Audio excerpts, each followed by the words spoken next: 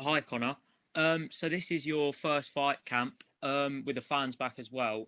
How will you use this to your advantage, do you think? Makes no difference. Crowd, no crowd. Eddie's back garden or not. A fight's a fight. So second question, have you set a target for when you want to become world champion? Any particular time or? Listen, I didn't think I'd make it to where I am now, let alone. Yeah. So it could be in the next few fights. Could be in the next 6 years. I mean, when you look at Kell Brook, you think he turned pro at 18 and won his world title when he was 28. That's including his massive amateur pedigree. So it's hard to not put a time frame on it. I mean, really, I could have done with so many more learning fights like the Americans do. They build up their records. Not necessarily to pad them out. I wouldn't say they pad their records, but they get as many learning fights as they can, so that when the fights do happen, the big fights do happen, they cannot be more ready. Yeah. So how do you view Adrian Granados? Would you say he's your toughest fight yet, or kind of just a stepping stone in your way to the top? Well, he's definitely a stepping stone on my way to the top, but so is Vargas and Formella. But he's definitely a better test. I mean, he keeps talking about how, I've been in with the best. I've been in with this, but I've been in with this top boy. You're in with another top boy. Do you know what I mean? Vargas said, I've been in with Amir Khan and Virgil Ortiz, etc., etc. I'm like, well, that's your fault that's your mistake for not putting me up there where I know I am. So same with Formella, when he said, I've been tested at a higher level. Fine, so be it. But, if you want to find out the hard way, you find out the hard way. Yeah, and one last one from me. So obviously the last fight was over very early. Are you prepared to go to the distance, or are you not willing to let that happen and try and end it early? Of course I'm prepared to go to the distance. I think, do you know what? The rounds are so important. As much as it's nice getting a first round knockout, the rounds are so important. You need rounds. So funny enough, I was disappointed that the Vargas fight went one round. Just because there's still question marks. Although I beat Formella convincingly, you still have to answer certain times throughout a fight. So to progress my career, I definitely want to get some rounds in. Cheers, Conor. All the best. So. Thanks, Ben. Here we go to Jonathan Nagyoff from Pro Boxing Fans.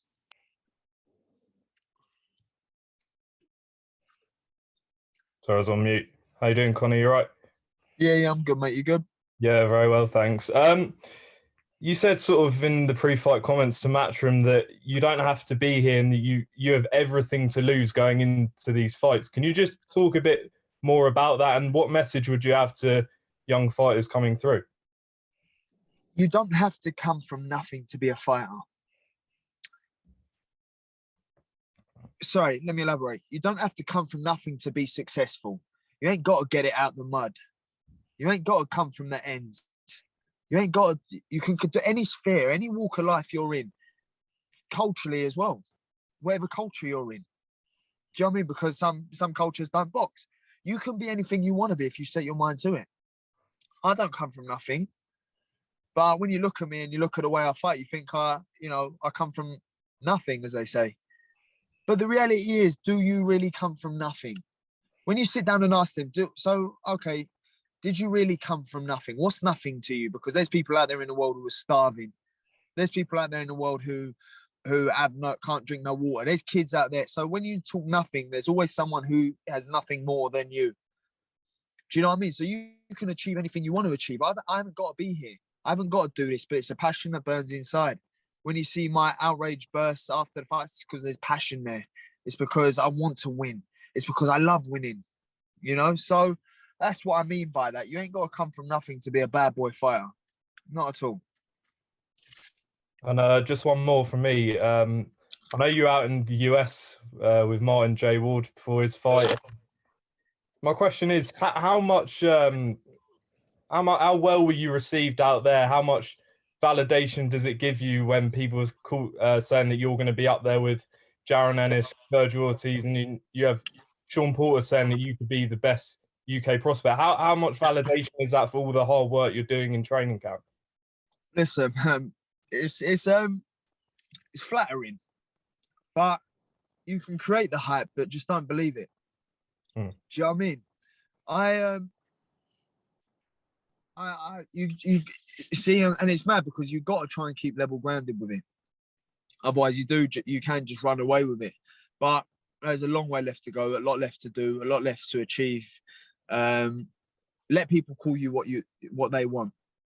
At the end of the day, I know my end goal and I know what I'll be content with, and where I'm at now isn't that place. Best of luck, Conor, Saturday. Cheers. Thank you, mate. Thanks, Jonathan. If we go to Andy from Boxing Social next, please. Conor, how you doing? Yeah, Andy, what's happening, mate? Not much, mate. Just obviously, I was wanting to pick up on something you answered earlier about your route towards world titles, Conor. Obviously, there's a huge clamour for people to see you out as quickly and as often as possible, and we've seen obviously on the back of the Sammy Vargas win, a devastating first round stoppage.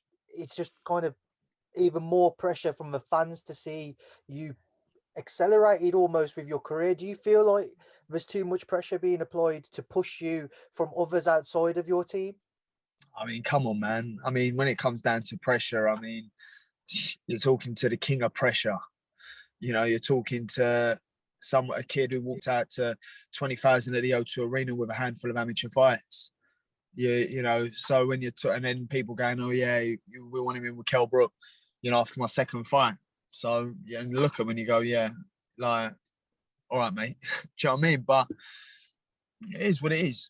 Let people think that what they want. Let people say what they want. At the end of the day, ain't no pressure on me. I trust my team, and I trust the process. I don't have to understand the process, but I trust the process. So that answers that.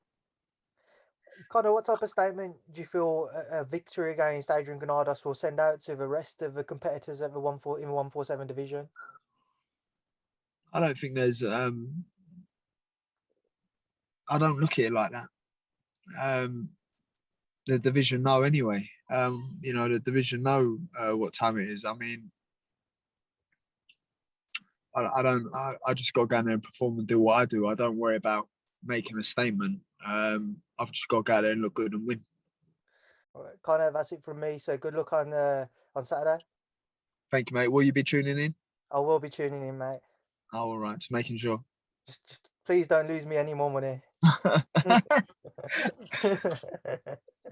See you later, mate. Go on, sit down. Thanks, Andy. If we go to Jeremy Herridges next, please. Hi, Conor. Thank you for taking the time. In your last fight against Samuel Vargas, obviously you got out to a very hot start. Was that something that you planned on, or did you see something that kind of made you want to engage that fast? Yeah, I see him. I hit him, obviously. I hit him, and his nose bled up straight away, and his nose started bleeding. He had a mark straight under his eye, and that was with I think 2 or 3 straight 1-2s that I threw. And then I come round the side. I hit him with a jab and then a hook round the side, right hook, or a crooked right hand. And I see his leg buckle, and I thought, nah, mate, I'm on you. You know, you see so many fighters not take these opportunities when they see them. You got to get them out of there. Even though it was a first round stoppage, the fact that you had that instinct where you saw something that made you react shows to me that there's a level of growth and that you're learning even from a run round fight. Would you say that that's accurate, and that even in that situation, there's still something to take away from it? I never looked at it like that, but thank you, Jeremy. Because it's I never thought of it like that, but you are right. Mm-hmm. Fighter's instinct. You could say there's a level of maturity there in terms of the sport and learning. Also, the accuracy as well was something that we worked on massively. Whereas the formula, I got quite excited and missed quite a few shots. Whereas I managed to stay composed, place my shots with Vargas. Adrian Granados only been stopped one time in his 8 losses, had a lot of close calls there. does that mean something as far as being the next person to stop him or being the second person to stop him? Is there any added goal there as far as stopping him? It would be nice, but I'm prepared for 12 hard rounds. Got it. Thank you so much and best of luck. Thank you. Next TV, please.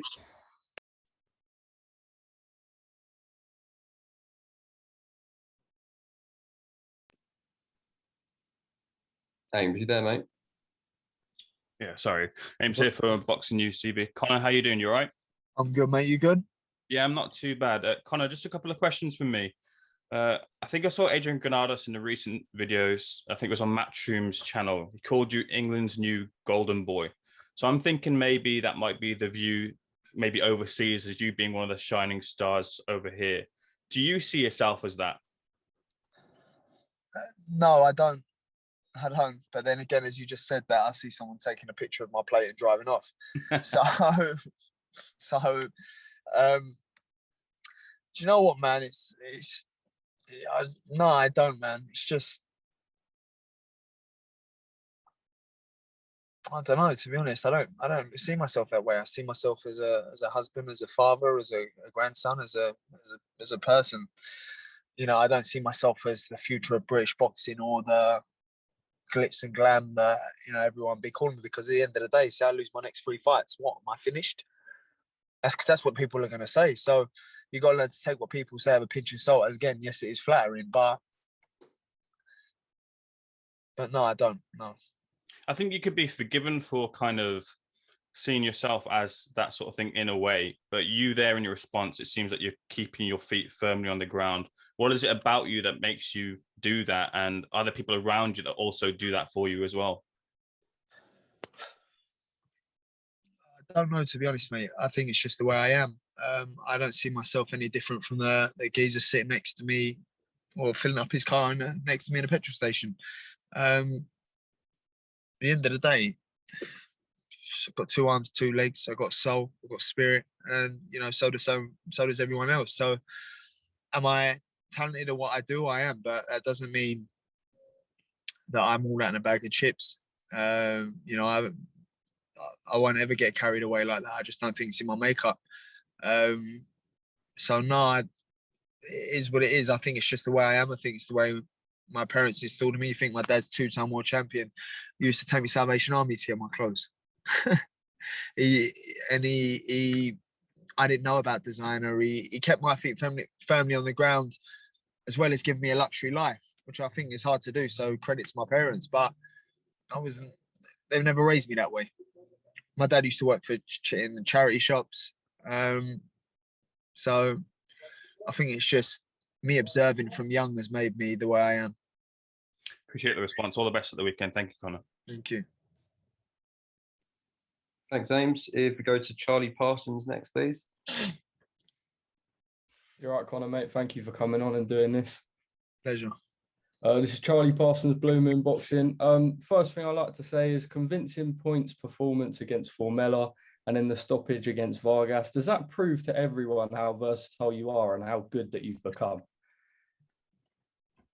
I don't know what's going on here. Dan, have you set me up? Because everyone's trying to gas me up on it. Like, I'm a bit confused. I think so, mate. I mean, Formella, who thought I'd outbox the boxer, eh?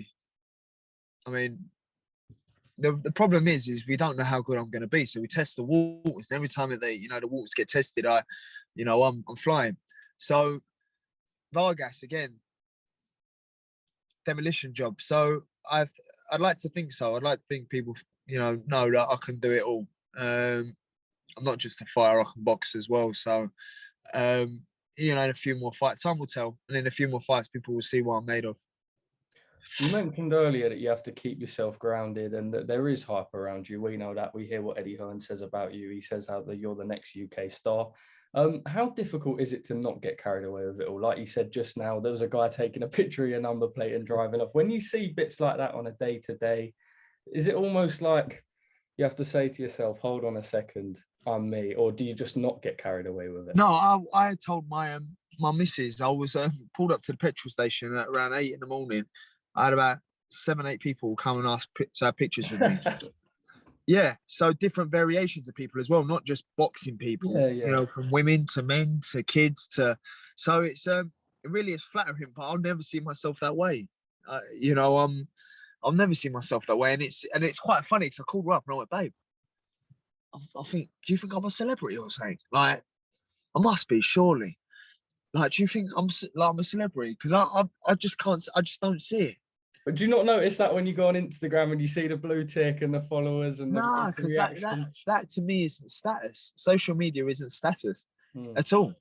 Because at the end of the day, without social media, I walk on road and I still get recognised. But whereas social media, you know, loads of people have blue ticks, loads of people have loads of followers, influencers. So it saturates actually being a celebrity down. Because I wouldn't go and ask someone who's got 1.2 million followers, say, for a picture for the sake of their 1.2 million followers. So when people come up to me on road, I'm thinking, I'm doing something right here.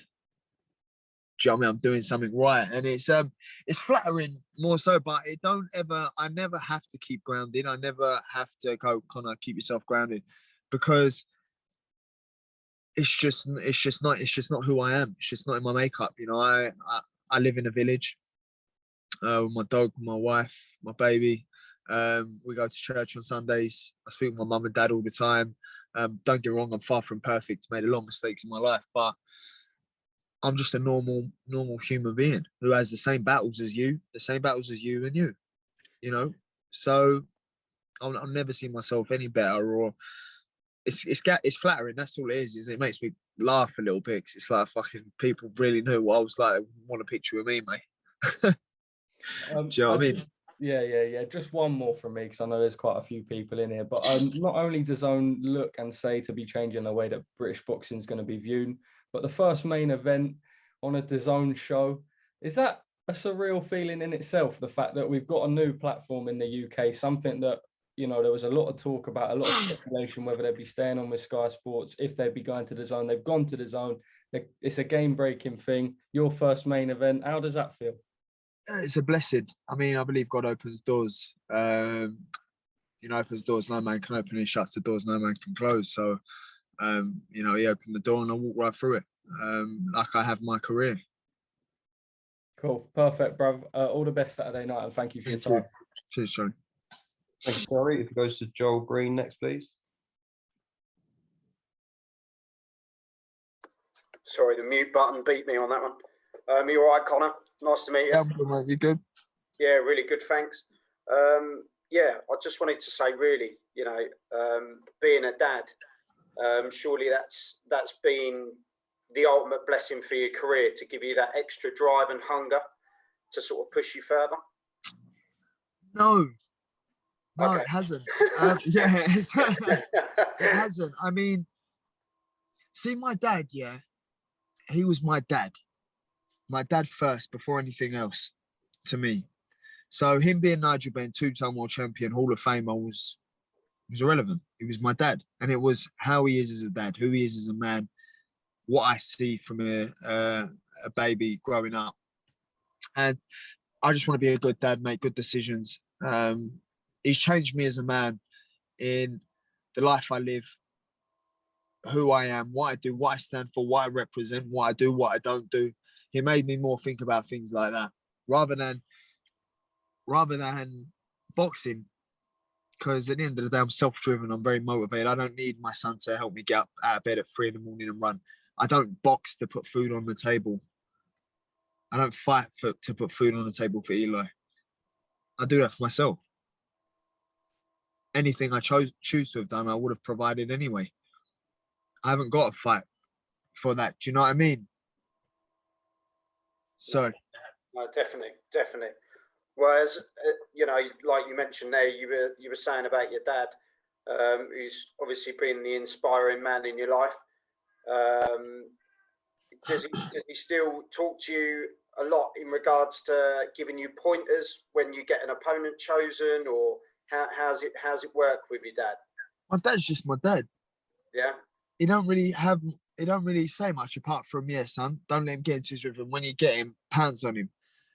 You know, and that's it. That's my dad. You know, when you see him pounce him, and that's just my dad. He's old school. Go in there, let him know about it, set the tone. And that's just the way my dad is. So, but my dad again helps me more in where it really matters, and that's life. Yeah. And as I say, I bet he was well chuffed in your last fight when you literally jumped the guy and had him out within seconds, because we were buzzing in this house, mate. Yeah, well, he called me up. I called him up, and I've gone, yeah, Dad. What I done? Yeah, I pounced on him, mate. No, Conor, thank you very much, and Pleasure. appreciate your time. Pleasure, mate. Okay, we go to Joe from Seconds Out next, please. Hi, Conor, you're right. What's happening, bro? You good? Yeah, I'm good. So I know you just spoken to Charlie about, he said you're the first main event on DAZN on Fight Camp. Yeah. It's obviously another world title. It's not for the Super WBA belt, but it's still a world title. Why do you think is that your main event? Maybe this is a chance to sort of blow your own trumpet. What do you mean? Like, why do you think your main event ahead of a world title fight? Oh, got you. I just think there's more of a demand to see me fight. No discrediting any world champions out there. I think that's it. That's just it. There's people want, my viewing numbers are, heavyweight numbers. So people want to tune in to see me fight. And I think that's what it comes down to. Where the viewing figures are at. And how much do you think a step up Granados is from Vargas on April the 10th? They're both. Pardon? He's definitely a step up. He's a lot more cuter. He's a tough opponent. You got to remember, every fight at this level now is hard work. So, you prepare for hard work. You prepare for a hard 12 rounds. If it goes any sooner, then lovely. What do you think Granados has done better to Vargas in his career? I don't know. I haven't really studied much on Vargas. I know he's fell short a few times. When I mean short, I mean really short. The fight of Adrian Granados, I believe he won. Robert Easter, Sean Porter. I mean, you're talking the best fighters of our era. So he's been in there with all them and just fell short of a few.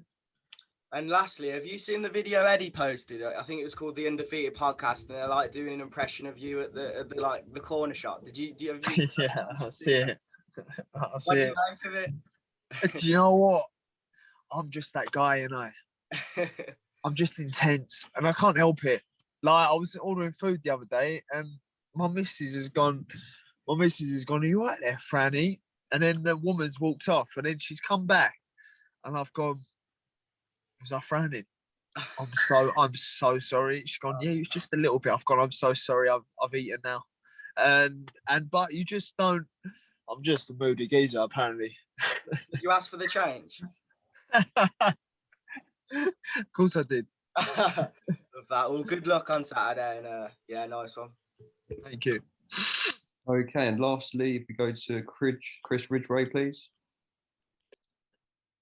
Hey, Conor, you okay? How you doing, buddy? Yeah, good, mate. Good.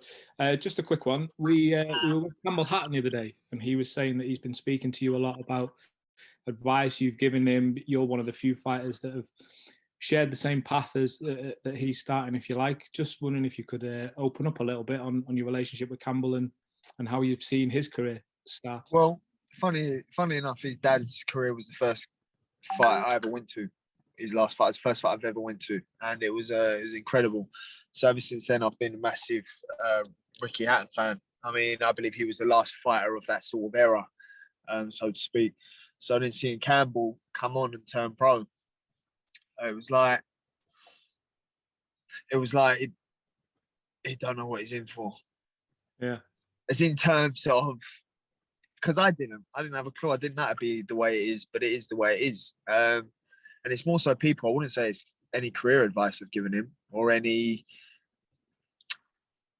career or boxing advice. It's more so dealing with the pressure, dealing with the hype, dealing with all them sort of things, if you know what I mean.